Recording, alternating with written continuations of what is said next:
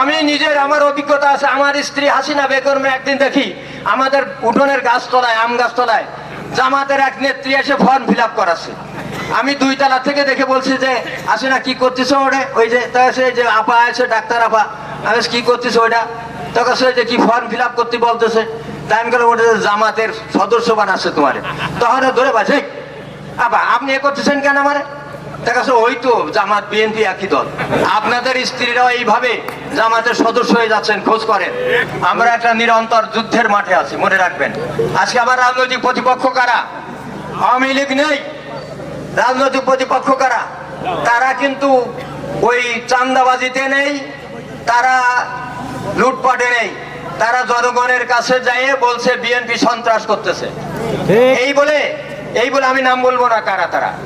তারা এই কথা বলে জনগণের অনুকম্পা নেওয়ার চেষ্টা করতেছে। সজাগ হয়ে যান। আপনার বোন, আপনার ভাই দেখেন তলে তলে জামাত, মহিলা জামাত করে বেড়াচ্ছে কিনা সেটা খোঁজ করে দেখেন। এবং আপনাদের মানে সজাগ থাকতে হবে যে আপনার রাজনৈতিক প্রতিপক্ষ এই মুহূর্তে কারা। এইটা চিন্তা ভাবনা করে তারেক রহমান বারবার বলছে যে নির্বাচন অত সহজ হবে না। কারণ আওয়ামী লীগের সাধারণ সমর্থকরা তারা হিসাব করে যাচ্ছে যে দেশের প্রধানমন্ত্রী দেশ ছেড়ে পালায় চলে যায়, সেই দেশে আর আওয়ামী লীগ পুনর্জীবিত হবে না। সেই কারণে তারা ওই আওয়ামী লীগের সমর্থকরা এখন চেষ্টা করতেছে জামাতের ঘাড়ে ভর করে দাড়ি রেখে নতুন করে টুপি মাথায় দিয়ে ওই দলের সদস্য হওয়ার জন্য।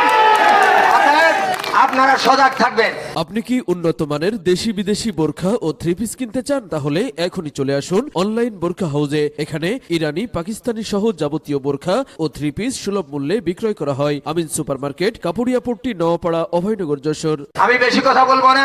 আগামী দিন যত প্রোগ্রাম হবে আপনি সবাইকে আমি অনুরোধ করব, আপনারা স্লোগান দিয়ে বা নিজেদের আচরণে আইব সাহেব আর মতিয়ার রহমান ফারাজির ভিতরে দূরত্ব সৃষ্টি করবেন না।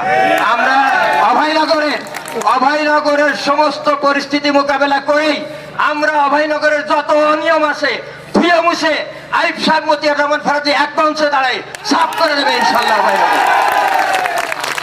আর ভবদার কথা বলছেন, আইব সাহেব বলেছে, আমি বলছি ভবদাই আমরা কাজ করেছি।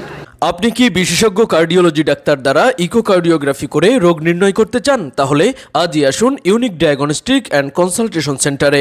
এখানে প্রতি বৃহস্পতিবার ইকোকার্ডিওগ্রাফি করে চিকিৎসা সেবা প্রদান করছেন কার্ডিওলজি বিশেষজ্ঞ ডাক্তার হিমেল সাহা।